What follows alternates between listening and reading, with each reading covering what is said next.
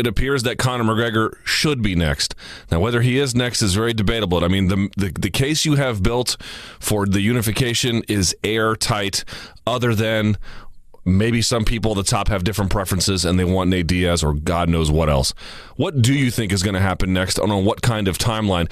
And really, what are you prepared to do if Conor does something that he's not interested in unification? You know what? If he's not interested in unification, he needs to drop the belt, just set it down, and walk away, and nobody will get hurt. I said it before. I'll say it again. People are going to protect their pockets. What they need to do is they need to get interested in this fight because it's fireworks. It's going to sell, man. People want to see me fight because they know I'm not a boring fighter. They guarantee you they're going to love the shit talk that I bring to this. I've been saving my A material for somebody that really mattered, man. I mean, literally, I beat Khabib no problem with mental warfare, with all due respect, to his health.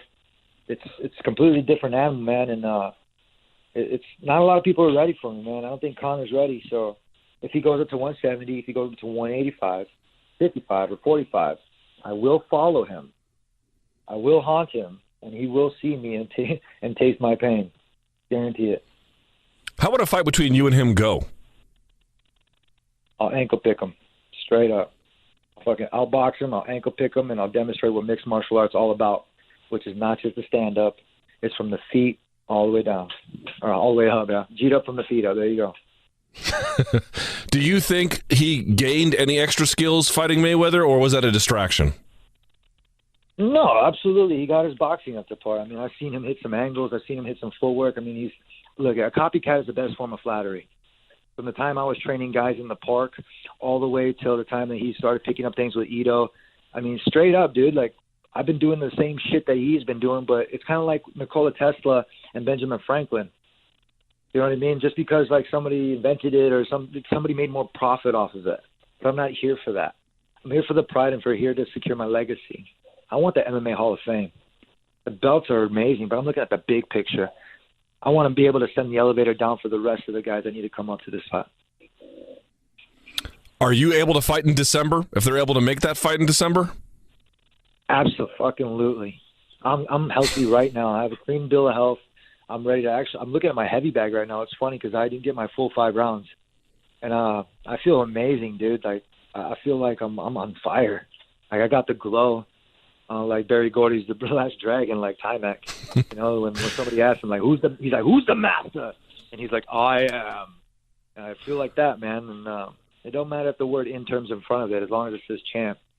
I'm there. I gotta say, man, he had a little bit of success early in that fight, in that first round. Were you surprised? And here's what got me, and I'll say I was surprised by this, Tony. That first takedown he got, that scramble where I could have sworn you were going to come up on top, and he reversed. He must be strong as an ox, right? It was good. No, you know what it was? It was high hips win. The whole game plan was to let him get pissed off the whole entire fight week, all the way from the time from Fox, all the way through there. I knew the fight was going to happen, so I knew what kind of an athlete that I was dealing with.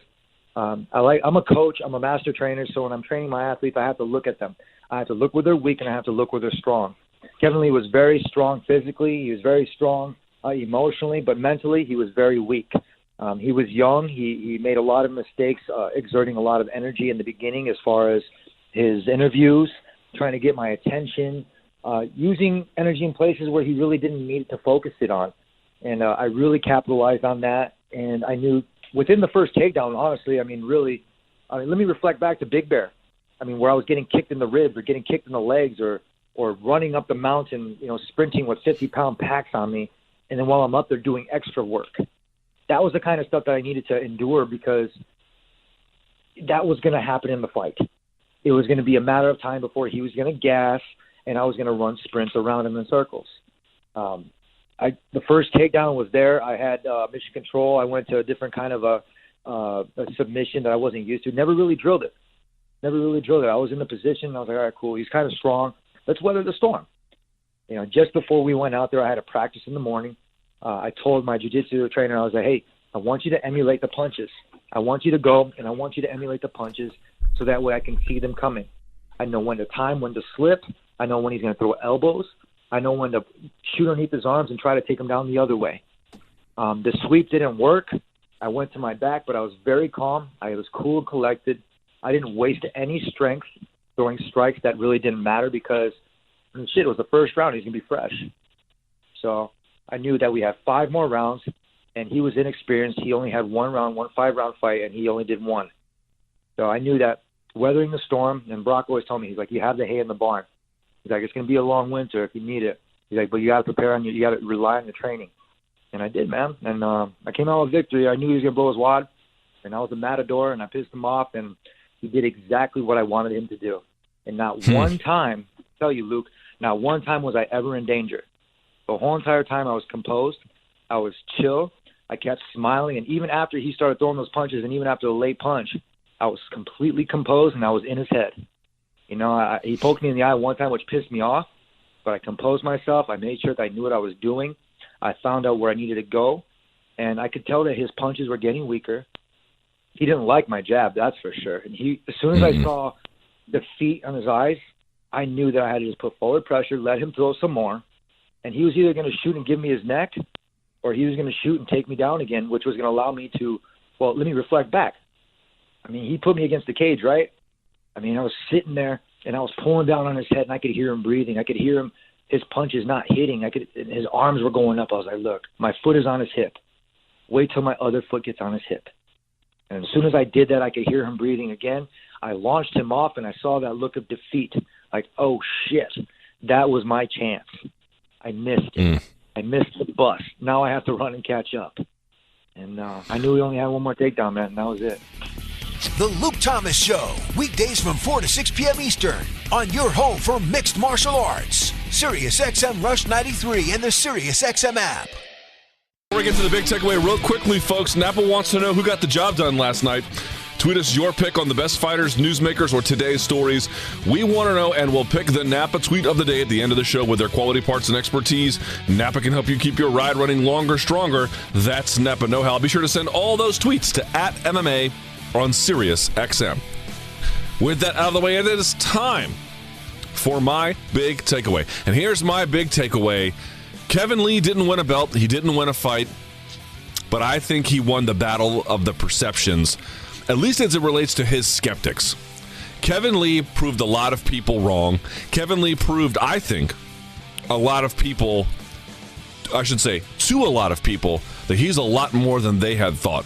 They thought he had a big mouth, and he does, and they thought that he was promising to do things he hadn't done, and in some ways, that was true too. Tony Ferguson, as Kevin Lee said, is the toughest fight in that division, and in order to get some fans and do the kinds of things that he wanted to do in his career in terms of achieving heights, he had to do something he hadn't yet done. Impressive against Mustafayev? Yes. Impressive against Chiesa? Of course. But Tony Ferguson's a whole different can of worms. And yet, even though he lost, I think what people saw from Kevin Lee was a lot of potential. In the first round, taking down and controlling Tony Ferguson to the point where he was able to achieve mount, and not only a mount, a high mount. The kind of mount Luke Rockhold had on Chris Weidman, right underneath the armpits, not back at the hips. Now, Tony Ferguson, because he's incredible, was able to escape and keep the fight going. And Tony, like the champion that he is, had great cardio and more well-rounded skills. And by the second round, Kevin Ferguson began to fade a little bit. By the third round, he put on a valiant performance, but Tony never dips. If he starts round 1 at an 8 or a 9 level, he's at round 2 at an 8 or a 9 level. He's at round 3 or an 8 or a 9 level. You might start as a 10, you end up as a 5. And from there, he just takes over on your ass, which is exactly what happened. So Tony's the rightful winner. Tony's the more well-rounded fighter. The guy we thought was going to win did. But Kevin Lee did things to Tony Ferguson that no one else has done before.